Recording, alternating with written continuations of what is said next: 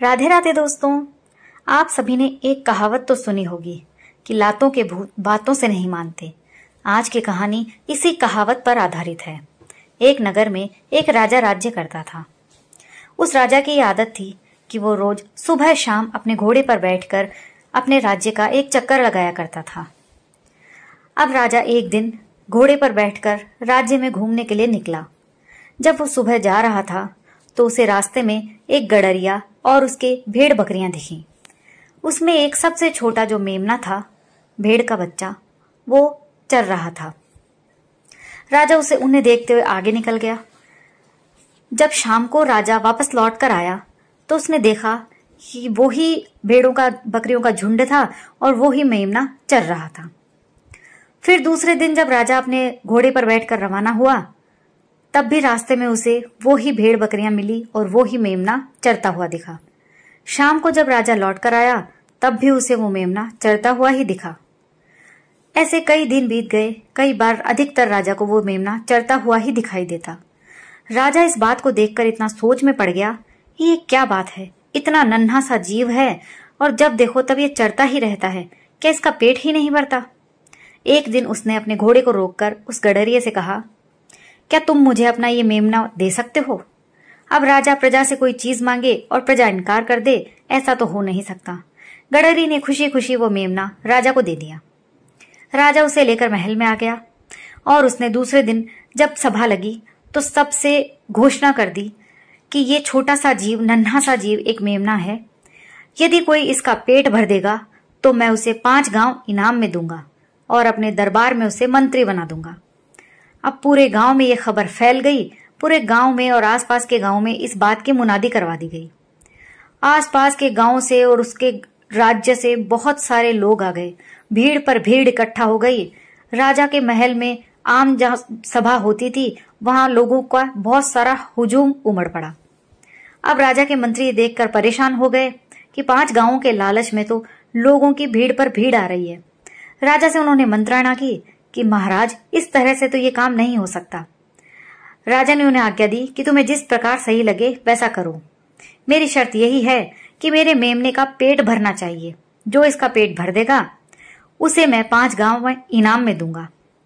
अब सेनापति ने और मंत्रियों ने बैठकर आपस में विचार विमर्श किया और उन्होंने सोचा कि सबकी एक सूची तैयार की जाए। प्रतिदिन का एक व्यक्ति आएगा और एक दिन के लिए वो मेमना अपने घर ले जाएगा। दूसरे दिन दूसरे व्यक्ति का नंबर होगा। इस तरह से भीड़ भी नहीं पड़ेगी और सबको अवसर मिलेगा। अब इस तरह से प्रतिदिन एक एक व्यक्ति आता, उस मेमने को अपने घर लेकर जाता और ढेर सारा खाना खिलाता, ढेर सारा चारा फूस जो भी होता वो उसे खिलाता। फिर शाम को जब वो वापस लौट कर आता राजा के महल में मेमने को लौटाने के लिए, तो जैसे ही उसके सामने घास का गट्ठर डाला जाता मेमना उस पर टूट पड़ता। राजा कहता, ये लो, ये तो भूखा ही है, इसका तो पेट ही नहीं भरा। और जो उसका पेट नहीं भर पाता था उसे 10 कोड़ों की सजा दी जाती थी। राजा की शर्त यही थी। अब ऐसे करते करते पूरे गांव के वासी जो जो भी इसमें दिलचस्पी रखते थे सब ने उस मेमने को ले जाकर बहुत कोशिश कर ली, लेकिन कोई उसका पेट नहीं भर पाया। आसपास के गांव के भी कई लोग आए, सब राजा के पास आते, मेमना लेकर जाते, उसका पेट न भर पाते और 10 कोड़े खाकर वापस चले जाते। यूं करते करते काफी दिन बीत गए। एक दिन उसी गांव का एक युवक था।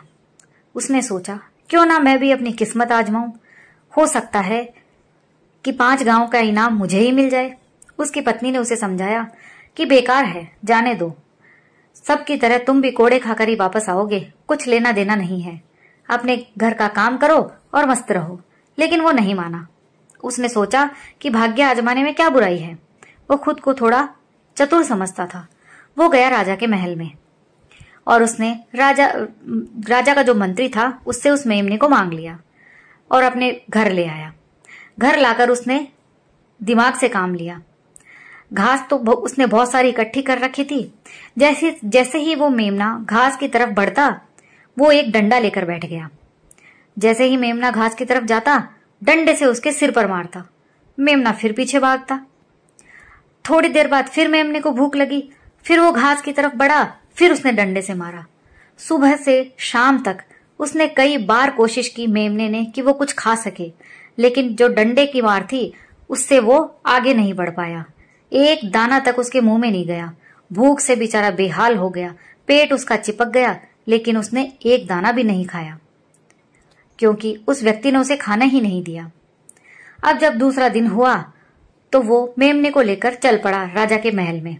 अब गांव वाले जो भी उस मेमने को देखते सब कहने लगते कि रोज तो इसका पेट भरा हुआ रहता था तो हमें 10 कोड़े मिलते थे, जो भी जाता था उसे 10 कोड़े मिलते थे।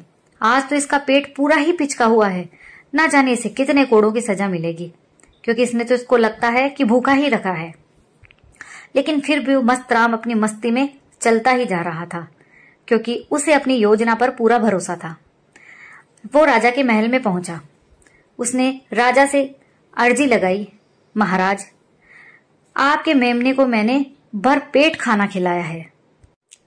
अब आज तो इसे किसी भी हालत में भूख नहीं लगेगी और ना ही ये कुछ खाएगा। राजा ने कहा, देखते हैं, अब तक तो जितने भी लोग आए थे वो सब भी यही कहते थे, लेकिन सब यहां से कोड़े खाकर ही गए हैं, कोई भी इस मेमने का पेट नहीं भर पाया। उस युवक ने कहा, महाराज, मैं उन सब से अलग हूं, मैंने इसका पेट अच्छी तरह से भर दिया है, चाहें तो आप आजमा लीजिए, लेकिन मेरी एक शर्त है। राजा ने पूछा, वो कैसी? उसने बताया कि मेरे सामने ये मेमना कुछ भी नहीं खाएगा। मैं यहां से चला जाऊं उसके बाद मुझे नहीं पता, लेकिन मेरे सामने ये कुछ भी नहीं खाएगा। राजा ने कहा, ठीक है, तुम्हारी शर्त मंजूर है। ढेर सारी घास फूस और तरह तरह की चीजें उस मेमने के लिए लाई गई और एक तरफ वो युवक खड़ा हो गया, क्योंकि वो जानता था जब तक वो उस मेमने की आंखों के सामने है, मेमना खाने की तरफ एक कदम भी नहीं बढ़ाएगा। अब मेमने को बहुत सारी हरी हरी घास दिख रही, तरह तरह के खाने के सामान दिख रहे, लेकिन उसने एक कदम भी आगे नहीं बढ़ाया। मंत्रियों ने और खुद राजा ने भी बहुत कोशिश कर ली, लेकिन मेमने ने एक दाना भी मुंह को ना लगाया। आखिरकार सब थक हार गए। तब राजा ने उसकी बात मान ली और कहा कि हाँ, आज तो लग रहा है इसका पेट वाकई में भर गया है, लेकिन तुम ये बताओ कि जो पूरा गांव ना कर पाया, आसपास के गांव के लोग ना कर पाए, वो तुमने कैसे किया? उस युवक ने कहा, महाराज, जो लातों के भूत हैं वो बातों से नहीं मानते।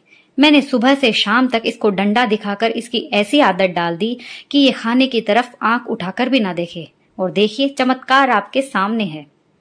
उसकी बातों से राजा प्रभावित हुआ और उस युवक को 5 गांव इनाम में दे दिए। युवक खुशी खुशी अपने घर लौट आया। दोस्तों, ये कहानी यहीं समाप्त होती है। इस कहानी से हमें ये शिक्षा मिलती है कि जिस बात को बातों से नहीं समझाया जा सकता, उसे लातों से समझाना पड़ता है, जैसे इस कहानी में बताया गया है। कहानी एक मनोरंजक कहानी थी। अगर आपको पसंद आई हो तो लाइक और शेयर कीजिए, और अगर आप मेरे चैनल पर नए हैं तो प्लीज मेरे चैनल को सब्सक्राइब कर लीजिए।